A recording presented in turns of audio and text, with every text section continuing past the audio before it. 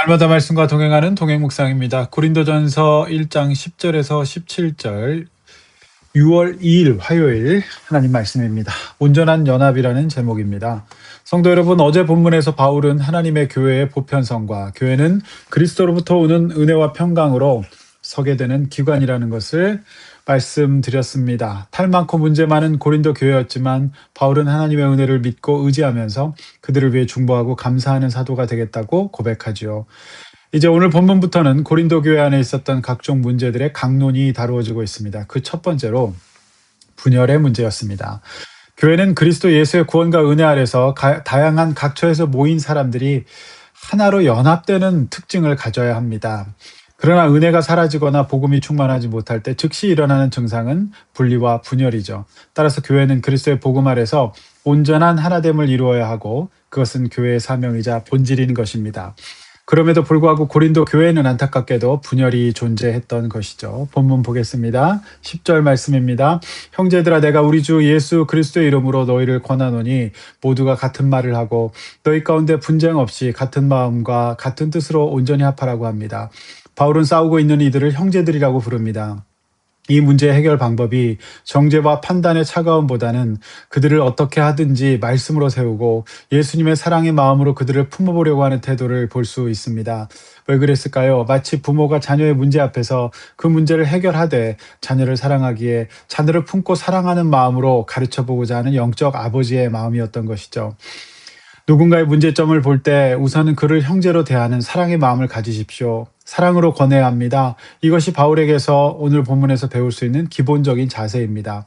안타깝게도 고린도 교인들은 서로를 분쟁하고 서로를 싸우고 정죄하고 분쟁하고 있었고 같은 마음과 뜻으로 하지 못했습니다. 바울은 그들을 형제로 대하면서 회복의 가능성을 믿고 사랑으로 권면하고 있습니다.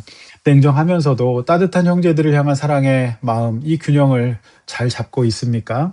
자, 11절 계속해서 바울은 내 형제들아라고 말하면서 그가 받은 보고에 따르면 너희들 가운데 분쟁이 있다는 것을 파악했고, 12절 그 분쟁의 팩트는 고린도 교회 성도들이 하나는 바울파, 하나는 아볼로파, 하나는 게바, 또 하나는 그리스도파라고 모두 네 종류로 분열되어 있었다는 것입니다. 13절 말씀, 바울은 우리가 다 그리스도의 복음 아래에 모였는데 어찌 이런 일이 있을 수 있느냐? 우리가 믿는 그리스도는 한 분이지 네 분으로 나누었던 적이 없다고 반문합니다. 그는 자신을 지지하는 성도들도 있었지만 그런 것이 중요한 것이 아니라 그리스도가 우리의 죄를 위해 십자가를 지셨고 그분의 영적인 세례를 받았지 바울이 십자가에 죽었고 바울이 세례를 주었냐고 말합니다. 이렇게 말하는 것은 바울이 자신을 따르고 있다는 사람들을 무슨 세력처럼 내세우지 않고 그것조차 복음 아래에서 옳지 않다는 그러한 성숙한 생각을 갖고 있는 것입니다. 왜 이런 일이 일어났을까요? 그것은 어제 본문에도 말씀드렸듯이 그들이 이제 막 시작된 초대교회 성도들로서 예수 그리스도의 복음보다는 고린도라는 그리스 로마 시대의 문화적, 학문적, 사회적 영향을 더 많이 받고 있었기 때문이죠. 그 문화는 특별히 자신이 어느 문화에 있는지, 자신의 스승이 누구인지, 어느 학파인지 이런 것들을 굉장히 중요하게 여겼고 그런 인간 스승을 따르고 자랑하는 고린도시의 문화를 교회 안으로 가지고 들어왔던 것입니다.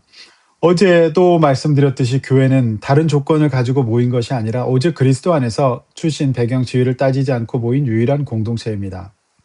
그러나 그들은 문화와 출신을 중요하게 여기는 그 문화의 풍토를 교회 안으로 가져와서 그리스도가 아니라 지도자들인 바울, 아볼로, 게바, 베드로죠. 이도저도 아닌 그리스도파라고 하면서 분열했던 것입니다.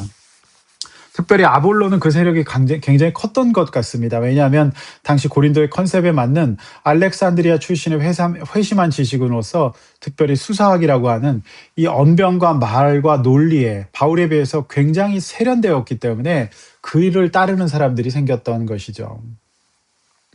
14절 바울은 그래서 언제나 자신의 이름이 드러나는 것을 경계했기에 그리스보와 가이오에는 세례를 주는 일을 신중했다. 자, 그리스보는 유대인 출신 회당장이었고 가이오는 고린도 출신의 이방인이었기 때문에 이들이 상직적으로 연합될 수 있는 세례를 준 것입니다. 바울은 소위 자신의 문화생을 만드는 식의 사역을 하지 않았고 그 말씀이 바로 아무도 나의 이름으로 세례를 받았다 말하지 못하게 함이라는 15절 말씀과 같은 이제 사람들을 세례를 베풀었는지 잘 모르겠다는 16절 말씀도 이제 같은 맥락의 말씀입니다. 자신을 굉장히 이렇게 조심해서 드러냈고 그것이 알려져서 자신을 추종 세력을 만드는 것 이것을 경계했다. 그리스도를 따르게 했다라는 것입니다. 세례를 베푸는 것이 나쁜 것이 아니죠. 바울은 고린도 교회 풍토를 알고 있었기 때문에 조심했던 것입니다. 그러면서 마지막 17절에서 이렇게 권면하지요. 그리스도께서 나를 너희에게 보내심은 여기서 세례의 의미는 자신의 이름을 드러내려는 것의 의미로 쓰입니다. 가 아니라 복음을 전하고 그리스도를 드러내기 위함이라고 말합니다. 그랬기에 그는 고린도 교회 교인들이 선호하는 말의지혜 이것이 바로 아볼로가 잘했던 거거든요. 그런 방식으로 하지 않고 굉장히 거칠게 했어요. 그리스도의 원색적인 복음, 십자가의 복음을 전했다 이렇게 말하는 것이죠. 이것이 어떻게 보면은 고린도 교회의 그 그리스 로마의 수사학의 영향을 받은 사람들에게 무시의 요소로 작동했던 것이 에, 맞습니다. 성도 여러분, 우리는 이 본문에서 두 가지 교훈을 얻을 수 있습니다. 그것은 첫 번째로 세상 문화와 개인의 호불호를 그리스도의 교회까지 가져오지 말아야 한다는 것입니다. 복음이 중요한 것입니다. 그리스도가 중요한 것입니다. 교회는 예수님의 복음으로 하나 되는 것입니다. 이 그리스 로마 문화 가운데에는 듣고 평가하는 요런 이제 그 어떤 비평하는 문화도 많았거든요. 이제 이들이 복음을 들었는데 복음을 안 듣고 이 메시지와 인간 제사장들을 이제 이 사역자들을 비평하는 것입니다. 그거 옳지 않습니다. 여전히 이 시대의 문화와 개인의 호불호가 우리가 서로 한 성도요 지체라는 연합을 이루게 하지 못한다는 것. 만약에 그렇다면 그걸 내려놓아야 합니다. 둘째, 하나님의 일을 하는 사역자들이 무엇을 드러내야 하느냐. 사역자 아니더라도 평신도 리더들도 또 평신도들도 무엇을 드러내느냐의 문제입니다. 인간은 죄인이기에 반드시 자기 생색을 내게 되어 있습니다.